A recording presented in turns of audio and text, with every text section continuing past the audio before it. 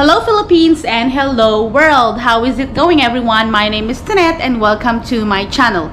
So for today's video po, I would like to share with you my personal experience traveling to the Philippines during COVID-19.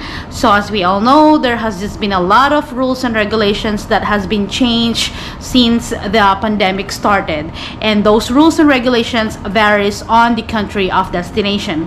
So yesterday, I actually just arrived here in Manila, Philippines. I flew from US to Manila. I decided to make this video, guys, to share with you my experience and hoping that I will be able to give you an idea what to expect when you arrive to the Philippines. So just a little bit of a throwback, guys. 1 month before my travel day, I booked my flight, and then at the same day, I also booked a quarantine hotel for me to stay when I arrived to Manila. It's actually a requirement of the Philippine government for you to have a pre-arranged lodging and shuttle when you arrive to Manila. You can actually see all the accredited hotels po through the Bureau of Quarantine website. Nandun po lahat ng list ng hotels that are accredited by the government kung saan po kayo pwedeng magstay while waiting for your swab result.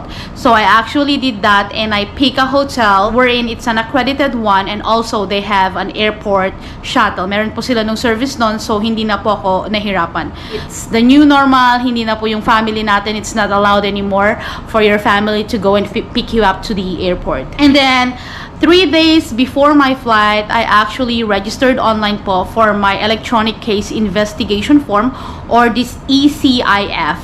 I actually registered through the Philippine Airport Diagnostic Laboratory website, or yung PADLAB po na tinatawag nila. I believe if you are an OFW, you can register through the Red Cross website po for your ECIF form. So the ECIF form can be done 3 days before your flight, and when you finish submitting your ECIF form, they will actually email you guys a QR code na gagamitin nyo when you arrive to the airport. The connecting flight to the Philippines was from Taipei, Taiwan. So before we took off, they actually gave us 3 forms, which is this one. There's the yellow form, which is the health declaration form. And also there's the arrival card and also the declaration form. So yun po yung tatlong form na pina-fill up sa amin before we took off from Taipei. And then when we arrived to the Philippines, they actually had an announcement that we have to stay on our seats. Hindi na po allowed yung excited na po tayo na lumabas from the plane. Everything was actually very organized. Yung paglabas po ng plane is aisle by aisle. You have to wait for your turn. Wala na po yung mas nauuna na galing sa likod or something like that. So everything was really organized. And then when we all got off from the plane, there's already the Philippine Coast Guard and some of the airport personnel who are welcoming you and guiding us on what to do. So the first thing that we did actually was to form 2 lines. So the first one that they health declaration form. So dun po sa health declaration form, I think the purpose of that is for an easier contact tracing. You got verified on that, you have to proceed, and then may magtatanungin po nila if you are an OFW and non-OFW. It's to one room where they did the orientation, and they just tell you what to expect and what are the things that we need to do. And then after that, magbibigay po sila ng forms, yung dun sa PADLAB form or the ECIF form for those who haven't done it sa online. So advice ko lang po for you to have a very fast and easy and smooth experience po dun sa airport para po makalabas kayo agad. Make sure that you already registered online. So based on my experience po, since meron na akong QR code, yung first step ko po is to proceed to the payment booth. So yung payment po is actually 90 USD or 4,000 pesos. You can actually pay it po via cash or credit card. And then, after po nyan, bibigyan po nila kayo ng receipt ng binayaran nyo. And then, meron po silang sticker na ididikit. Bali, 6 na stickers po yung ibibigay nila na meron pong barcode po doon. So, yung isa po, idinikit dito sa receipt ko. And then, the rest is binigay lang kasama sa passport ko. And then, after ng payment, I proceed to the verification booth. So, dun po sa verification booth, dun po nila chinek lahat ng mga informations na nilagay nyo po on your ECIF form. It is very important po na yung email address na ilalagay nyo po doon is nabubuksan nyo po because dun po nila ipapadala yung result ng swab test ninyo. And then after that, pag na-verify nyo na po, ididikit po nila sa passport nyo, gaya nito, yung isa na namang sticker na binigay po nila when you paid it.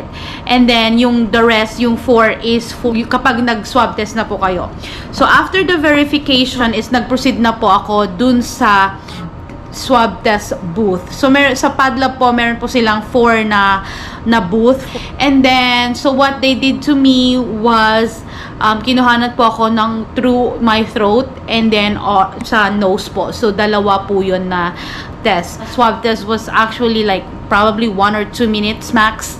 After po ng swab test, you will proceed to the immigration. After ng immigration is pupunta ka na po sa baggage claim where you can get your luggages. Tapos dadaan lang po kayo sa customs, and then kapag wala naman po kayong i-declare, everything should be good. After ng customs, papapuntahin po kayo sa DOT or yung Department of Tourism kasi sila po yung mag-guide sa inyo or sila po yung nag-check for the pre-arranged hotel and shuttle. So, yes po, it is very important na meron na po kayong hotel. You can print the confirmation letter para mas madali na po. So, when I was on the line dun sa Department of Tourism, binigyan po nila kami ng affidavit of undertaking na parang pipirmahan nyo lang po doon yung name nyo and then yung address na pupuntahan nyo dito sa Philippines at kung saan yung quarantine hotel nyo, and then they will just ask you to sign that affidavit. And then after that, pinakita ko lang po yung confirmation page na print ko dun sa nag-a-assist dun sa DOT, and then she just verified that and tinanong niya ako if meron na din po ba akong arrange shuttle. So, meron na din po ako kasi yung hotel na pinag-stayhan ko, meron po silang airport pickup na service. So, yun na rin po yung in-avail ko. So, they just ask kung ano po yung information like the driver's name and then yung plate number ng sasakyan na magpipick up sa'yo and also the contact information po ng driver. After that, meron pong Coast Guard na mag-a-assist sa inyo papunta dun sa and greet area. And then, dun po ninyo aantayin yung driver nyo. And then, bago po kayo umalis, is i-verify po ng Coast Guard na nag-assist sa akin, papunta sa area na iyon, yung information na nilagay nyo about sa driver. And then, after that, you are good to go. So, after that, dumating po ako dito sa hotel, nag-check-in ako, and then they just gave me some information na bawal akong lumabas until I get the result of my swab test. So, it is very important din po na yung hotel na ibubuk ninyo is complete lodging na po siya, na nagsiserve na po sila ng breakfast, lunch, and dinner since they will not allow you to go out ng room nyo until you get the swab result. And 7 hours later, na-receive ko na po the email of my swab result. Finorward ko po iyon sa email ng front desk dito sa hotel. And then they told me that I am already good to go. Like, pwede na po akong lumabas. In my case, I am actually not staying in the city. I am going home to my province. So, since my province is like 6 to 7 hours away from Manila, I actually have to wait for someone who will come and pick me up dito sa hotel. So, from that, it's another procedure na naman po. I think it varies per municipality or per province more than likely. So, since I am from the province, dun po sa province ko, I have to have an acceptance letter and also a travel pass dun po sa taong susundo po sa akin. So tomorrow I will be checking out. I will be checking out from the hotel and I'm going home to my hometown. And from there, I will have to take 14 days quarantine since yun po yung rule naman sa hometown ko. So, I'll have to follow that protocol po ako lumabas. So, yun lamang po. I think for me, my only advice is prepare before your trip, do your research, and do as much as you can so that hindi na po kayo magtatagal sa airport. Yung process nyo po will be fast and easy para po hindi kayo ma-stuck doon. So, there you have it, guys. Sana po ay nakapagbigay po ako ng ideas on what to expect when you arrive to the Philippines. If you guys have any questions or comment, please feel free to comment down below. And if you guys like this video, please give it a thumbs up. And also, please don't forget to subscribe to my channel. Thank you, everyone, and safe travels. Bye!